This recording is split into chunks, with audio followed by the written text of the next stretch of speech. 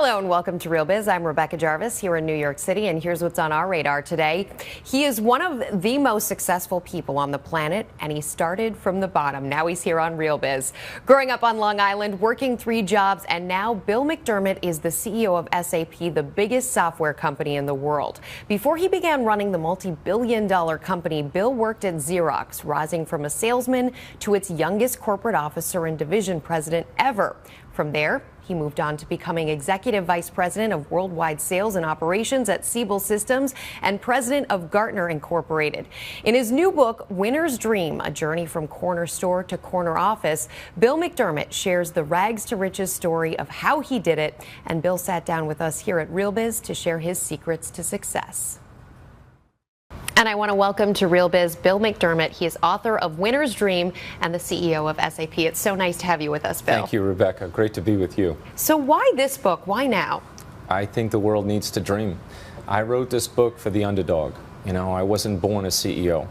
I came up the hard way. And I think lots of young jobs led me to 3 part-time jobs when I was 15, which led me to buying my own delicatessen business when I was 16. And the story goes on from there. So hard work, grit, determination, but always with a dream. What do you think along the way was the smartest decision that you made? Well, obviously marrying my wife, Julie, and having 2 of the greatest kids that any father could ever hope for in a million lifetimes was my greatest decision. But on the career front, when I sold the delicatessen business at 21 and I went to work for Xerox, I went after my dream job. I'm on the Long Island Railroad leaving Amityville, and I guaranteed my dad that I would get the job at Xerox that day. I walk into the hiring center. So many kids with real pedigree, great degrees, beautifully groomed and dressed, ready for the interview. I got my $99 suit from the mall. I figure I'm in trouble. But I asked them, what are they there for? What are you doing today? Well, I'm playing the field, I'm interviewing here, there, and everywhere. I knew exactly why I was there. I was there for my dream job. I read the annual report about the then CEO reinventing the company on total quality management. They went to interview for a sales job. I went to be the next CEO. It's such an important part of your story, the way that you were always thinking. And I think when you read this book, it's sort of a roadmap for anybody out there who has a dream, who that dream is big, like yours at the time. Yes. And who is uncertain about how to get there. And I think a lot of people, one of the issues is where to start. What is that very first step? Yes. What would you say is the first step people should take? As a young person, take a step to work. You know, I talk about newspaper routes and upselling cookies and cards on the route, but get young people involved in the movement of work, because it's like any other reflex. When you know how to work, and you enjoy the work itself, it becomes your destiny. The other piece is encourage kids to take chances on things that they really believe in. I really believed I could run that delicatessen and make it successful. At 16 years old? At 16 years old. What was it at 16 that made you think, I'm going to sell deli meats and it's going to be a good idea? I had 3 part-time jobs. One at Finest Supermarket. I worked for the town of Amityville, Long Island, and I worked as a busboy in a restaurant. I got the chance to consolidate it into one job. When the deli went for sale, I had a familiarity with the customers. I had a familiarity with the suppliers. I was comfortable in work. And when I had a chance to buy it for $5,500 note, $7,000 with interest, I pounced on it. But here was the key. I knew my base. I had the blue-collar workers, got to give them credit. They make a lot of money on Friday night, but by Sunday morning, they're kind of broke. So I gave them credit. I knew that lifestyle. I grew up in it. And then there were the senior citizens. They would prefer to have things delivered versus leave their house. We deliver. And then the high school kids, this was the fun part. I couldn't get them to walk a block and a half past 7-Eleven to my store. So one day I get on the line and I say, what are you guys doing all lined up? It's a big store, only 4 at a time in there. Well, they think we might take things. So I watched this and I said, you can come down to my store 40 at a time.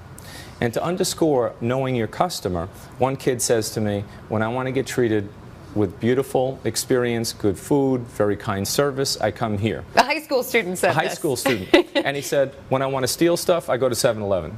So the idea is you treat your customers, you segment your markets, and you treat everybody with dignity and respect, and you can grow a pretty good business. What do you say to the person, though, Bill, who says, this guy is clearly smart.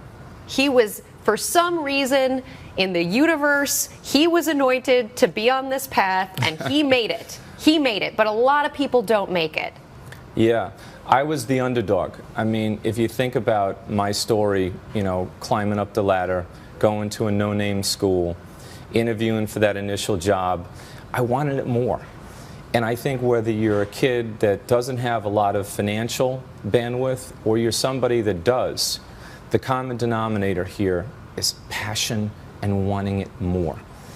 And I tell people all the time, they're like, well, what do I do with my kids? Because we are well off, or we have means.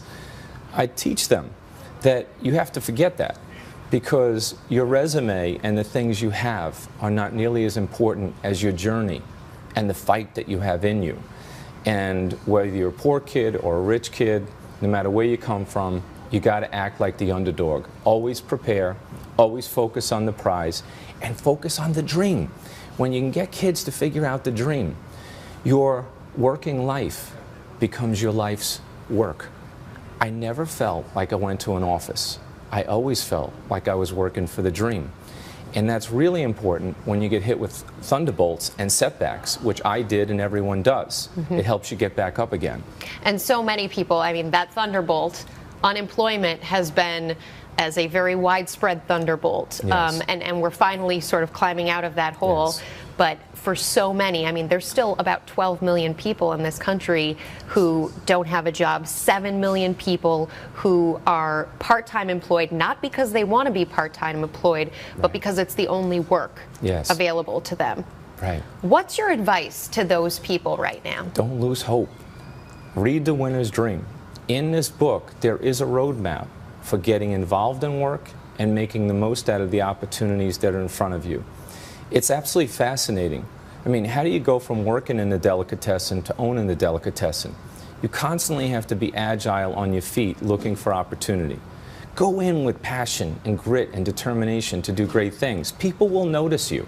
They will find you. If you give everything you got, you will be noticed. And hand up when there's something, looking for that thing. Absolutely. Matter of fact, I talk about one story in the book. I was passed over for a promotion. Many of the people watching this program know this feeling. It could break your heart. But instead of breaking my heart, I went up, got in my car, I met with the leaders of the company, and I asked them, why'd you pass me up for the promotion? The person that got the promotion did not perform at my level. I just want to register my ambition. I don't want you to change your decision, but explain to me why I didn't get the job. I registered the ambition. I put him on notice. The senior vice president of the company at that time said, Bill, 9 times out of 10, it'll go your way, and I'm sure of it. So therefore, I want to thank you for coming here, and I'll be watching over you now. So by registering that, they know you're a serious player, and you're not going to be taken for a patsy. That's a good thing. I like that. They know you're a serious player. You have just published on LinkedIn, your story is much more important than your resume. Yes. So for anybody out there who's looking at their resume saying, I don't know, it's not what I want it to be. Right. What do you say? Do something about it. Really, think about what your hopes and your dreams are with your life. In The Winner's Dream, I write down my goals. And it's amazing. People have really gotten away from writing down or thinking about goals. Write them down. Write them goals down. Don't do it for somebody else to be impressed with your goals. Do it for you. That inner voice inside of you is telling you to do something with your life. I wrote them down because they were mine. I believed in them because they were mine. You also, there is some vulnerability in that. Yes. As an individual, even if you show them to nobody. Exactly. Because then you have set in stone a standard that you are hoping to live up to. Yes. An objective. Exactly right. And you know what? The beauty of life is when you really believe it and you really want it enough, you will achieve it. And that's the hardest part, to get people past that first hump where they think, can I do it? Is it in me? Of course it is. But you've got to have the courage to commit to it in the first place. And then once you do, then the grit, the determination, and the passion to pull it off. I had a simple dream, which was to be a leader of consequence and run a company someday. That was simple. The hard part is the day-to-day execution. But because the simple dream was so embedded in my DNA and my heart and my soul, I never felt like I was giving up too much. Actually, each passing day got me one step closer to the dream. And to anybody who says there's one path, they look out, they see superstars, they see CEOs, they see sports stars, and think they followed the one path. They figured it out. They cracked that nut. What do you say? I say there's so many paths that a person can take. And my own life, for example, as I talk about moving in the corporate value chain or towards your goal, I talk about accepting opportunity. There's a certain reputation you get when you're the person that accepts opportunity. You accept challenges. And there's another reputation when you're the person that waits for the perfect set of circumstances because you like things just a certain way. So this world isn't about what you take from it. The true measure of a person is what you give to it. So my encouragement is always go for opportunity. Don't be afraid to take chances. Be courageous and go for the journey that's less traveled by. I left New York. I loved New York. I went to Puerto Rico. We had the worst performing operation in the United States, the Commonwealth of the United States. It was ranked 64 out of 64. I go into Puerto Rico with a dream that we can become number one. And you're thinking if you make it number one, then you really are something. Then I'm really something, but it's really for the people because I spent my time listening and learning. I'm like, why are you guys last? What's going on here? And they explained to me, they just want a clear plan. They want to be inspired when they come to work. Work shouldn't be a prison cell. And they want their holiday party back. So I basically made a commitment, day one, with Gilbertito Santa Rosa, who was the #1 salsa singer and act in Puerto Rico at that time, that you will play at the El San Juan Hotel for the Puerto Rico district, and we will be #1 in the country. Well, we were like Seabiscuit, turning the corner as we went into the final quarter of the year, and we became #1 in the country. Why? Because enough people cared. And Not salsa. Not salsa. Well, what was amazing, Rebecca, is we're all dancing into the parking lot at 3 o'clock in the morning. I asked Gilbertito, I said, Gilbertito, I'll write you a personal check. Can you please play some more? He said, no más, senor. This is it. That was we tired done. him out. If you could go back and change one thing, what would it be? You know, I actually wouldn't change a thing, and I'll tell you why. Because even the most painful things that I've been through have led me to someplace better. So, for example, has every job move I've ever made been the perfect one? Absolutely not. Were some of them on the surface a mistake or a lack of cultural DNA or a lack of match? Absolutely. But by going through the pain and enduring it and learning from it, it made me so much better. For example, when I left Xerox after 17 years, I was president of a division, corporate officer. It was my dream job, and I was on my way to my dream.